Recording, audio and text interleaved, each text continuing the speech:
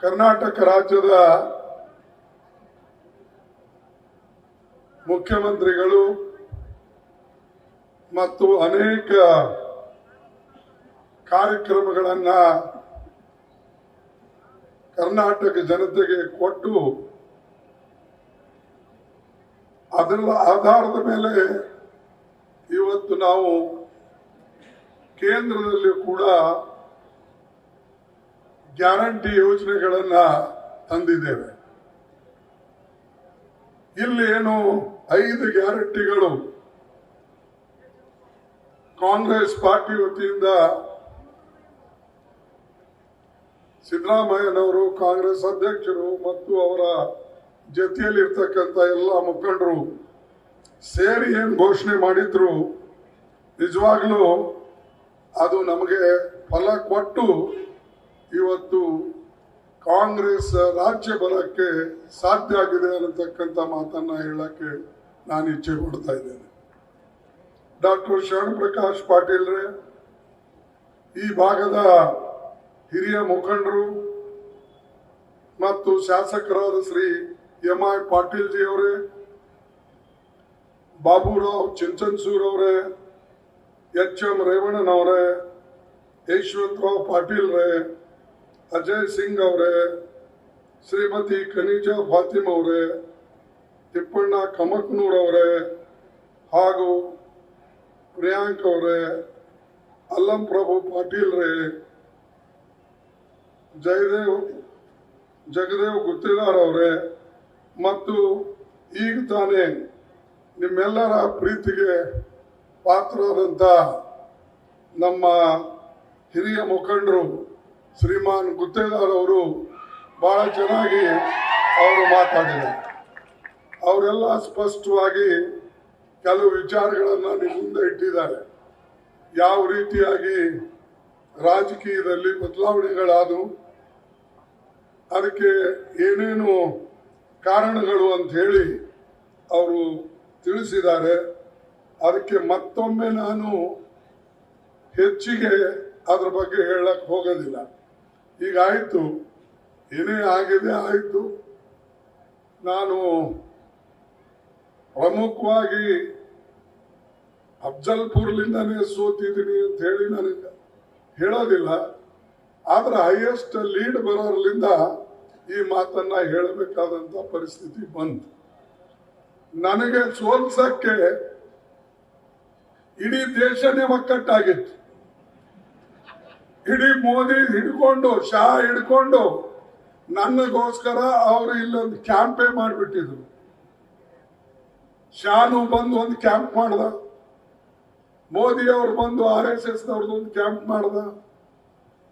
ಇನ್ನ ಸೂಳಿ ಬೆಲೆ ಎಂತ ಬೆಲೆ ಪಾಟೀಲ್ರೆ, ಇಲ್ಲೇ ಮಾಡಿದ್ನಲ್ರಿ ಅವನು ಸಿನಿಮಾ ತೋರಿಸಿದ್ದಲ್ಲ, ಇದೇ ಜಾಗದಲ್ಲಿ ಸುಳಿ ಬೆಲೆ.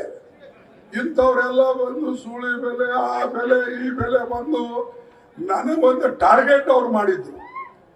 ನನಗೇನನ್ಸಿತ್ತು, ಅವ್ರು ಮಾಡಿದಂತ ಟಾರ್ಗೆಟ್ಗೆ ಕಲಬುರಗಿ ಜನ ಎಂದೂ ಸ್ಪಂದಿಸೋದಿಲ್ಲ ಅನ್ನತಕ್ಕಂಥ ಧೈರ್ಯ ನನಗಿತ್ತು. ಆದ್ರೆ ದುರ್ದೈವದಿಂದ ನನಗೆ ಸೋಲಾಯ್ತು. ಮೋದಿ ಅದನ್ನೇ ಪದೇ ಪದೇ ಇನ್ನೂ ಕೂಡ ಅಲ್ಲಿ ಇಲ್ಲಿ ಹೇಳ್ತಿರ್ತಾನೆ. ಇಷ್ಟೇ ಅಲ್ಲ, ಅವರು ಒಳಗಿಂದ ಒಂದು ಸಂಚು ಮಾಡಿ ಈಗೂ ನಮ್ಮ ಜನರಿಗೆ ಹೇಳ್ತಕ್ಕಂಥ ಪ್ರಯತ್ನವನ್ನ ಮಾಡ್ತಾರೆ.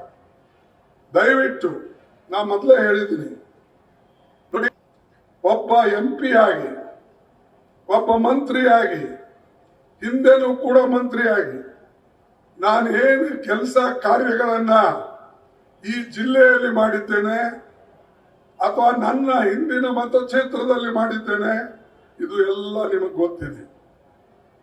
ಅನೇಕ ಬ್ಯಾರೇಜ್ಗಳು ಹಿಡ್ಕೊಂಡು, ರಸ್ತೆಗಳು ಹಿಡ್ಕೊಂಡು ಇವತ್ತು ರಾಷ್ಟ್ರೀಯ ಹೆದ್ದಾರಿನೂ ಕೂಡ ನಮ್ಮ ಶೋಲಾಪುರಿಂದ ಅಫ್ಜಲ್ಪುರ್ಲಿಂದ ಹೋಗ್ತಕ್ಕಂಥದ್ದು ಮಾಡಿದೆ. ಇಲ್ಲಿಂದ ರಾಷ್ಟ್ರೀಯ ಹೆದ್ದಾರಿ ಬೆಂಗಳೂರಿಗೆ ಹೋಗೋದು ವಾಯಾ ರಾಯಚೂರು.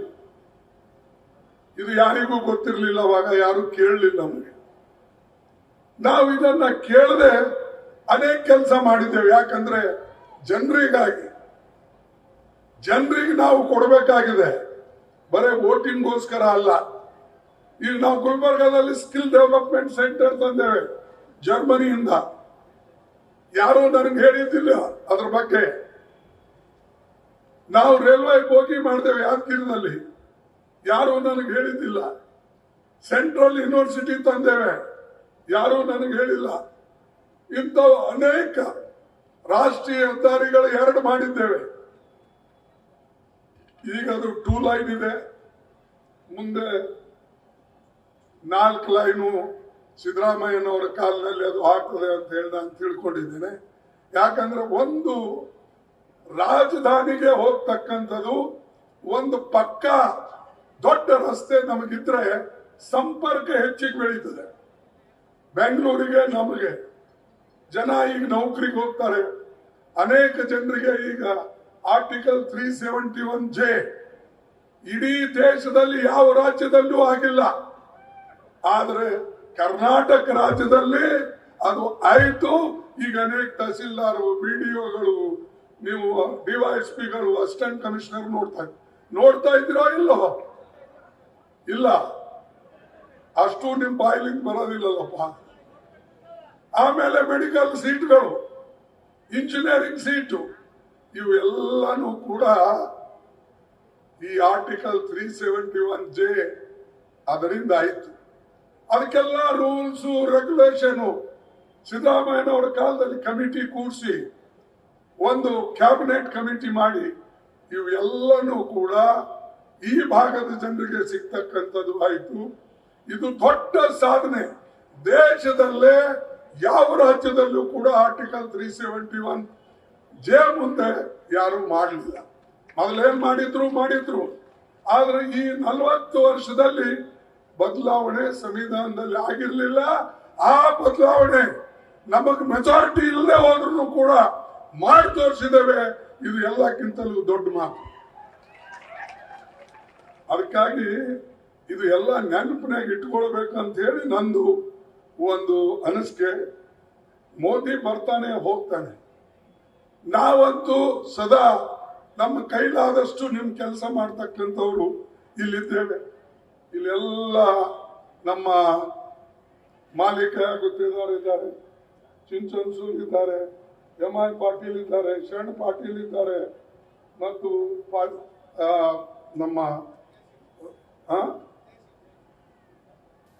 ಕನಿಜ ಫಾತಿಮಾಜಿ ಅವರಿದ್ದಾರೆ, ಬೇರೆ ಎಲ್ಲ ನಮ್ಮ ಅಜಯ್ ಸಿಂಗ್ ಇದ್ದಾರೆ. ಎಲ್ಲರೂ ಪ್ರಭು, ನೀನಂತೂ ಇದ್ದೇ ಇದ್ದಲ್ಲ, ಕೈ ಹಾಕ್ಬೇಡ, ಇದ್ದೇ ಇದ್ದಲ್ಲ, ಆದ್ರೂ ನೀನಲ್ಲ. ಅದಕ್ಕೆ ಸೊ ಇವರೆಲ್ಲ ಇದ್ದಾರೆ. ಇವರೆಲ್ಲ ಕೆಲಸ ಮಾಡ್ತಕ್ಕಂಥ ವ್ಯಕ್ತಿಗಳು. ಆತರ ಆಯ್ತು ದುರ್ದೈವದಿಂದ ಎಲ್ಲರ ಹತ್ರ ನನಗೆ ಡೆಪಿಸಿಟ್ ಬಂತು. ಒಳ್ಳೇದಾಗಿ ಇದು ಕನೀಸ್ ಫಾತಿಮಾ ಅವರ ಹತ್ರ ಸಾಕಷ್ಟು ಲೀಡ್ ಬಂತು, ಶರಣ್ ಪ್ರಕಾಶ್ ಹತ್ರ ಬಂತು. ಸ್ವಲ್ಪ ಮಟ್ಟಿಗೆ ಲಾಸ್ ಆಗದೆ ಇರಂಗೆ ಚಿತ್ತಾಪುರ್ನಲ್ಲಿ ಬಂತು, ಬೇರೆ ಕಡೆ ಸ್ವಲ್ಪ ಬಂತು. ಬಟ್ ಈ 3-4 ಕ್ಷೇತ್ರದಲ್ಲಿ ಹೆಚ್ಚಿಗೆ ಬಂತು. ಅವು ಬಿಜೆಪಿಗೆ ಅದರಲ್ಲಿಂದ ಸ್ವಲ್ಪ ತಾಪತ್ರೆ ಆಯಿತು. ಅದಕ್ಕಾಗಿ ಅದನ್ನು ನಾವು ಮರ್ತು ಬಿಡೋಣ. ಪದೇ ಅದೇ ಹೇಳಿದ್ರು ಚೆನ್ನಾಗಿ ಕಾಣೋದಿಲ್ಲ.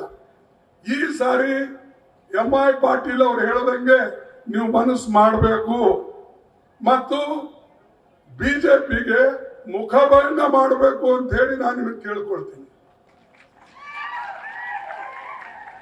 ಮೋದಿನೂ ಗೊತ್ತಾಗ್ಲಿ ಏನ್ ಅವ್ರ ಕೊಡುಗೆ ಏನು. ಮೋದಿಜಿ ಅವ್ರ ಕೊಡುಗೆ ನಮ್ಮ ಕರ್ನಾಟಕಕ್ಕೇನು ಇಲ್ಲ.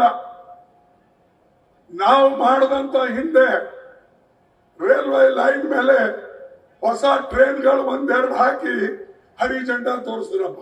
ನಾವು 37 ಮಾಡಿದ್ದೇವೆ. ನಾನು 11 ತಿಂಗಳಲ್ಲಿ 37 ಟ್ರೈನ್ಗಳು ನಾವು ಬಿಟ್ಟಿದೆ. ಸೋಲಾಪುರಿಂದ ಬೆಂಗಳೂರು, ಬೀದರಿಂದ ಬೆಂಗಳೂರು, ಆಮೇಲೆ ಹುಬ್ಬಳ್ಳಿ ಧಾರವಾಡಿಂದ ಹೈದರಾಬಾದ್, ಹುಬ್ಬಳ್ಳಿ ಧಾರವಾಡಿಂದ ಬಾಂಬೆ, ಚಿಕ್ಕಮಂಗ್ಳೂರಿಂದ ಕಡೂರ್, ಎಷ್ಟು ಒಂದಿಲ್ಲ, ನಾ ಎಣಿಸಿ ಹೇಳ್ತೀನಿ ನಿಮ್ಗೆ. 2 ಟ್ರೇನು ಹಳೆ ನಮ್ಮದು ಹಳೇದು, ಆ 2 ಟ್ರೇನ್ ಬಿಟ್ಟು ಮೋದಿ ಅವರು ಅಲ್ಲಿ ಬಂದು ಹರಿ ಜೆಂಡಾ ತೋರಿಸ್ತಾರೆ. ಅದು ಒಂದು ಕಾರ್ಯಕ್ರಮ. ಅರೆ ನಮ್ಮ ಭಾಗದಲ್ಲಿ ನೀವು ಏನ್ ಮಾಡಿರೋದು ಇಂಪಾರ್ಟೆಂಟ್. ಆ ಕೆಲಸ ಮಹತ್ವದ್ದು. ESI hospital, state government hospital, central university, textile park, ಇಂಥವೆಲ್ಲನೂ ಕೂಡ ಇವತ್ತು ನಾವು ಮಾಡಿ ತೋರಿಸಿದೆವು. ಆದ್ರೆ ಮೋದಿ ಏನು ಮಾಡದೆ भाइयों बहनों, हमने बहुत कुछ देश के लिए किया है. क्या किए भाई? जो पंडित जवाहरलाल नेहरू जी ने किया था, बड़े बड़े कारखाने, वो सब तुम बेच के खा रहे हो. ये सब बड़े हॉस्पिटल बेच रहे हो, बड़े पोर्ट बेच रहे हो, एयरपोर्ट बेच रहे हो, सब चीजें तुम बेचना सीखे हो. तो इसलिए इस देश में क्या होगा, ಈ ದೇಶದಲ್ಲಿ ಇಬ್ರು ಮಾರೋರಿದ್ದಾರೆ, ಒಂದಿಬ್ರು ಖರೀದಿ ಮಾಡೋರಿದ್ದಾರೆ. ಯಾರು ನಿಮ್ಗೆ ಗೊತ್ತಾ? 2 बेचने वाले 2 लेने वाले. कौन? भाई बेचने वाले मोदी और शाह, लेने वाले कौन? अंबानी और अदानी. ये लोग हैं और इनके लिए वो जी रहे हैं, तुम्हारे लिए नहीं जी रहे. तुम्हारे लिए पावर नहीं चाहिए उनको, उनके लिए चाहिए. और पावर कई के लिए चाहिए? लोगों के भलाई के लिए चाहिए, ಜನರ ಹಿತಕ್ಕಾಗಿ ಅಧಿಕಾರ ಬೇಕು. ಈಗ ಅಧಿಕಾರ ಬಂದ ಮೇಲೆ ನಮ್ಮ ಕಾಂಗ್ರೆಸ್ ಪಾರ್ಟಿ ಅದರ ಉಪಯೋಗ ಮಾಡಿಕೊಂಡು ಎಲ್ಲ ಗ್ಯಾರಂಟಿಗಳು ಕೊಡ್ತಾ ಇದೆ. ಅವ್ರು ಯಾವ ಗ್ಯಾರಂಟಿ ಅಂದ್ರೆ ಇವು ಎಲ್ಲ ನೋಡಿದ ಮೇಲೆ ನಾವು ಹಿಮಾಚಲ ಪ್ರದೇಶನಾಗ 5 ಗ್ಯಾರಂಟಿ ಮಾಡಿದ್ವಿ, ಕರ್ನಾಟಕದಲ್ಲಿ 5 ಗ್ಯಾರಂಟಿ, ತೆಲಂಗಾಣದಲ್ಲಿ 6 ಗ್ಯಾರಂಟಿ. ಈ ಗ್ಯಾರಂಟಿ ನೋಡಿ ಮೋದಿ ಅವರಿಗೆ ಗೊತ್ತಾಯ್ತು, अरे वो गारंटी देके कर्नाटक में इलेक्शन जीते और वैसा ही गारंटी मैं दूंगा ಅಂತ ಹೇಳಿ ಗ್ಯಾರಂಟಿ ಅವನು ಘೋಷಣೆ ಮಾಡಿದ. ನಾವಂತೂ 5 ಗ್ಯಾರಂಟಿ ರಾಹುಲ್ ಗಾಂಧಿ ಅವರು ನಾವು ಸೇರಿ ಒಂದು ಪ್ರಣಾಳಿಕೆ ತೆಗೆದು ಅದ್ರಾಗ 5 ಗ್ಯಾರಂಟಿ ನಾವು ಈಗಾಗಲೇ ಮಾಡಿದ್ದೇವೆ. ಒಂದು ಯುವ ನ್ಯಾಯ, ಇನ್ನೊಂದು ನಾರಿ ನ್ಯಾಯ, ಇನ್ನೊಂದು ನಮ್ಮ ರೈತರಿಗೆ ಕೊಡ್ತಕ್ಕಂಥ ಒಂದು MSP ನ್ಯಾಯ. ಅದೇ ರೀತಿಯಾಗಿ ನಾವು ನಮ್ಮ ಹಿಂದುಳಿದಂಥವರಿಗೆ ಭಾಗಿದಾರಿ ನ್ಯಾಯ, ಅದೇ ರೀತಿಯಾಗಿ ನಮ್ಮ ಪ್ರತಿಯೊಂದು ಯುವ ನ್ಯಾಯದಲ್ಲಿ, ನಾರಿ ನ್ಯಾಯದಲ್ಲಿ ಮತ್ತು ಉಳಿದ ನಮ್ಮ ಯುವಕರ ಒಂದು ಮಾತನ್ನ ಏನಿದೆ ಅದರಲ್ಲಿ 5 ಗ್ಯಾರಂಟಿ ಮಾಡಿ 25 ಗ್ಯಾರಂಟಿಗಳು ನಾವು ಘೋಷಣೆ ಮಾಡಿದ್ದೇವೆ.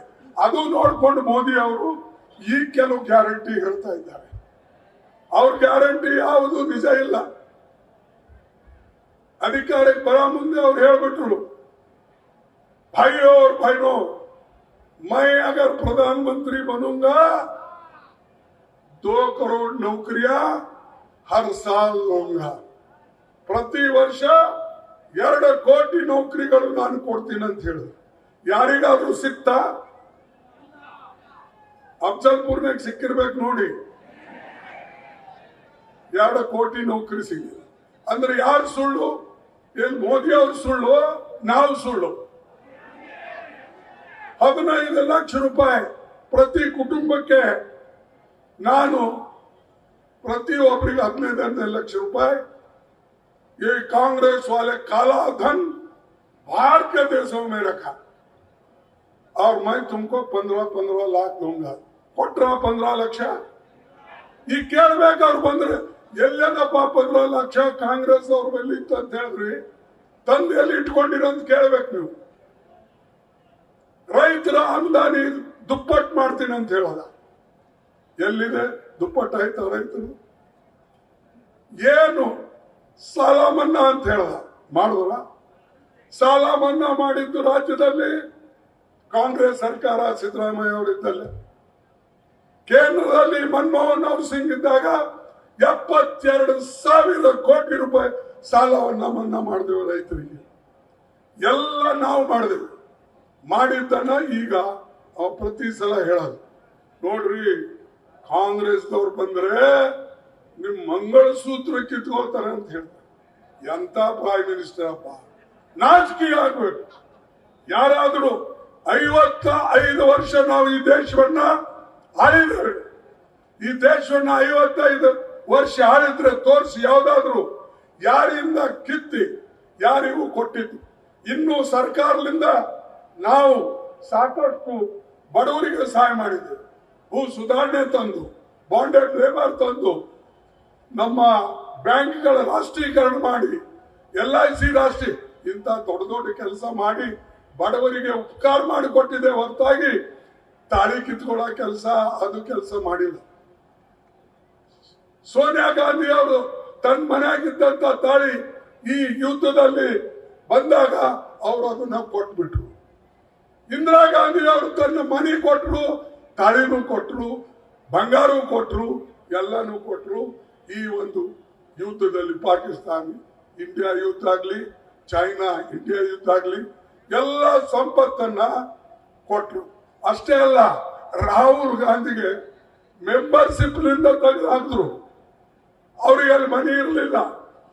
ಕೊನೆ ಅವ್ರು ಬಂದು ತಾಯಿ ಮನೆಯಲ್ಲೇ ಉಳಿದು.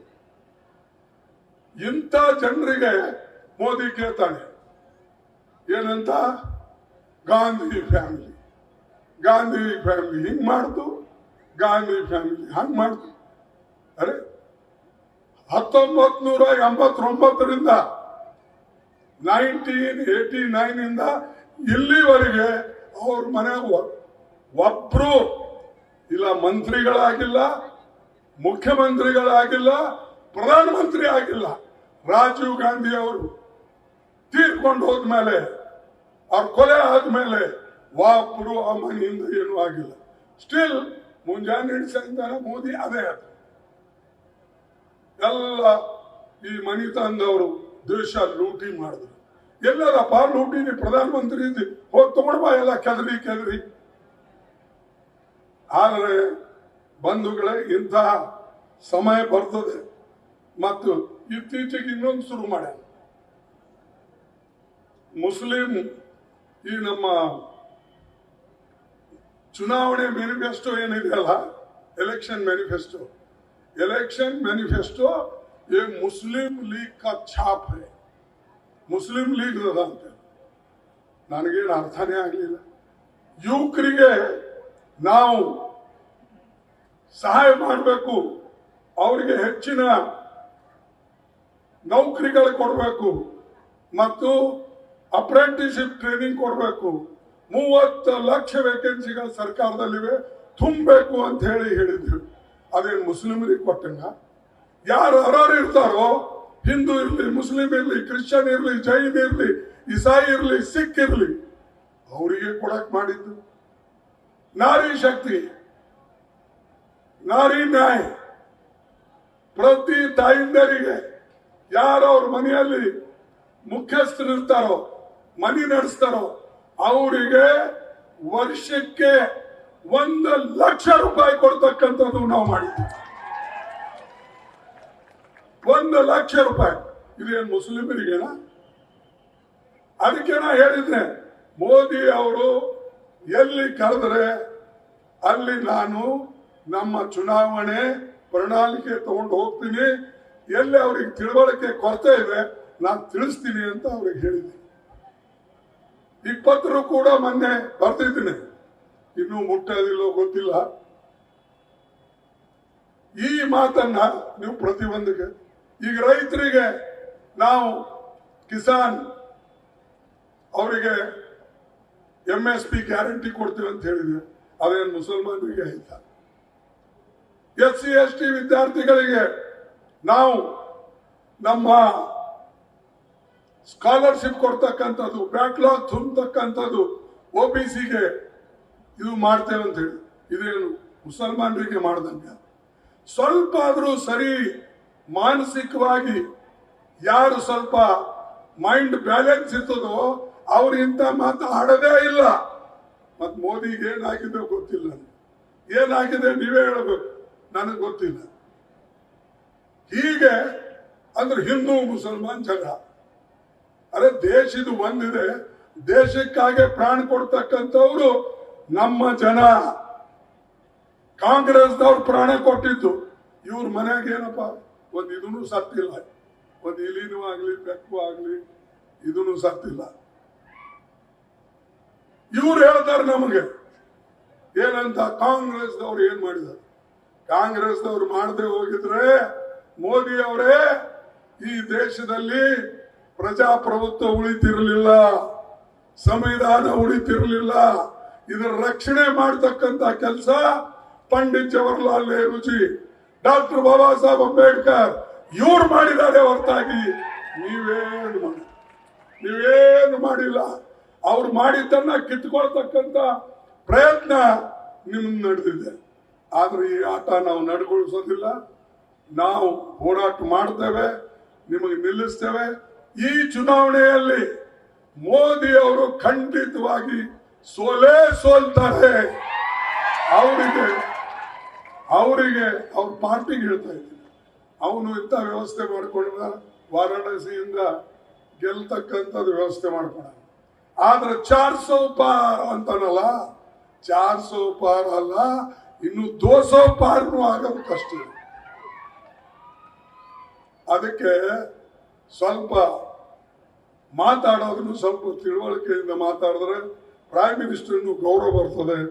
ಎಲ್ಲ ಜನರಿಗೂ ಕೂಡ ಇದ್ರ ಬಗ್ಗೆ ಒಂದು ಏನಪ್ಪ ಪ್ರೈಮ್ ಮಿನಿಸ್ಟರ್ ಬಹಳ ಒಳ್ಳೆ ರೀತಿಯಿಂದ ಮಾತಾಡ್ದ ಅಂತ ಹೇಳಿ ಇವತ್ತು ಎಲ್ಲರಿಗೂ ಗೊತ್ತಾಗ್ತದೆ.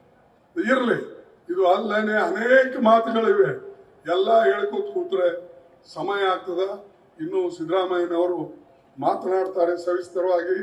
ನಮ್ಮ ಮತ್ತೆ ಆಳಂದಕ್ಕೆ ಹೋಗ್ಬೇಕು, ಅಲ್ಲಿಂದ ಬೀದರ್ಗೆ ಹೋಗ್ಬೇಕು, ನಾನು ಅಲ್ಲಿಂದ ಬೀದರ್ಲಿಂದ ಮತ್ತೆ ಡೆಲ್ಲಿಗೆ ಹೋಗ್ಬೇಕು ರಾತ್ರಿ. ಅದಕ್ಕಾಗಿ ಇಷ್ಟು ಮಾತ್ರ ಈ ಸಂದರ್ಭದಲ್ಲಿ ಹೇಳಿ ನಿಮ್ಮೆಲ್ಲರಿಗೆ ವಂದಿಸ್ತೇನೆ. ನೀವು ಈ ಸಲ ಆದರೂ ನಮ್ಮ ಅಭ್ಯರ್ಥಿ ರಾಧಾಕೃಷ್ಣ ದೊಡ್ಡಮನಿ ಇವರಿಗೆ ಕೈ ಬಿಡಬಾರ್ದು, ಭಾರಿ ಬಹುಮತದಿಂದ ಗೆಲ್ಲಿಸ್ಬೇಕಂತ ಹೇಳಿ ನಿಮಗೆ ಕೈ ಜೋಡಿಸ. ಈಗ ನಮ್ಮ ಇವ್ರು ಹೇಳಿದ್ರಲ್ಲ MI ಪಾಟೀಲ್, ಇಲ್ಲ ನಾನು ಕೊನೆ ಎಲೆಕ್ಷನ್ ಆದ್ರೆ ಇನ್ಮೇಲೆ ನಾನು ನಿಮಗೆ ಇದು ಮಾಡಲ್ಲ ಅಂತ ಹೇಳಿದ್ರು. ಹಂಗೆ ನಾನು ಹೇಳಲ್ಲಪ್ಪ, ನಾನು ಹುಟ್ಟಿದ್ದೇ ರಾಜಕೀಯ ಮಾಡಕ್ಕೆ. ನಾನು ಎಲೆಕ್ಷನ್ ಗೆಲ್ತೀನೋ ಬಿಡ್ತೀನೋ, ಆದ್ರೆ ನಾನು ರಾಜಕೀಯ ಮಾಡಿ ಈ ದೇಶದ ಸಂವಿಧಾನ ಮತ್ತು ಈ ದೇಶದ ಪ್ರಜಾಪ್ರಭುತ್ವ ಉಳಿಸೋಗೋಸ್ಕರನೇ ನನ್ನ ಕೊನೆ ಉಸಿರಿರೋವರೆಗೆ ಮಾಡ್ತೀನಿ. ಕೊನೆ ಉಸಿರಿರೋವರೆಗೆ ಇದು ಹೋರಾಟ ನಡೆದಿದ್ದೆ ನಮ್ದು. ರಿಟೈರ್ ಆಗೋದಿಲ್ಲ. ರಿಟೈರ್ ನೀವು ಪೊಸಿಷನ್ಲಿಂದ ಆಗಿ, ರಿಟೈರ್ ಎಲೆಕ್ಷನ್ಲಿಂದ ಆಗಿ. ಆದ್ರೆ ನೀವು ತತ್ವದಗೋಸ್ಕರ ಏನು ಹೋರಾಟ ಇರ್ತೀರಿ, ನಿಮ್ ತತ್ವಕ್ಕೆ ಸೋಲಾಗಬಾರ್ದು. ನೀವು ಸೋಲ್ಸಕ್ಕೆ ಬಿಜೆಪಿ RSS ತತ್ವಕ್ಕೆ ಸೋಲ್ಸಕ್ ಹುಟ್ಟಿದ್ರೆ ಹೊರತಾಗಿ ಸರೆಂಡರ್ ಆಗಕ್ಕಿಲ್ಲ. ಅದಕ್ಕೆ ನಾನು ಪದೇ ಹೇಳ್ತೀನಿ, ಸಿದ್ದರಾಮಯ್ಯನು ನೀವು ಚೀಫ್ ಮಿನಿಸ್ಟರ್ಲಿಂದ ರಿಟೈರ್ ಆಗಿ, MLA ಇಂದ ರಿಟೈರ್ ಆಗಿ, ಬಟ್ ಈ ಐಡಿಯಾಲಜಿ ಏನಿದೆ, ಈ ಐಡಿಯಾಲಜಿಗೆ ನೀವು ಎಲ್ಲಿವರೆಗೆ ಡಿಫೀಟ್ ಕೊಡೋದಿಲ್ಲ ಅಲ್ಲಿವರೆಗೆ ನೀವು ರಿಟೈರ್ ಆಗಂಗಿಲ್ಲ ರಾಜಕೀಯದಲ್ಲಿ. ನೀವು ಹೇಳ್ಬೋದು ನನಗ ಚೀಫ್ ಮಿನಿಸ್ಟರ್ ಸಾಕಾಗಿದೆ, ನಾ ಮುಂದೆ ಎಲೆಕ್ಷನ್ ಇದ್ರ, ಅದು ಸರಿ, ನಿಮ್ಮ ವೋಟರ್ಗೆ ಹೇಳಿ ಮತ್ತೊಂದು. ಆದ್ರೆ ನಾವೆಲ್ಲ ಹುಟ್ಟಿದ್ದು ಯಾವ ಜನಾಂಗ ತುಳಿತಕ್ಕೆ ಒಳಪಟ್ಟಿದ್ದಾರೋ, ಯಾರಿಗೆ ಅನ್ಯಾಯ ಆಗಿದೆ, ಅದು ಅನ್ಯಾಯವನ್ನ ಸರಿಪಡಿಸಕ್ಕೆ ನಾವು ಯಾವುದೇ ರೂಪದಲ್ಲಾಗ್ಲಿ ಕೆಲಸ ಮಾಡುದು. ಅದಕ್ಕೆ ಬಂಧುಗಳೇ ಇಷ್ಟು ಮಾತ್ರ ಹೇಳ್ತೀನಿ. ಕೊನೆಯದಾಗಿ ನಿಮಗೆ ಕೆಟ್ಟದ್ದು ಕಾಣಬಹುದು, ಆದ್ರೂ ಕೂಡ ಈ ಮಾತು ನಾನು ಹೇಳಲೇಬೇಕಾಗ್ತದೆ.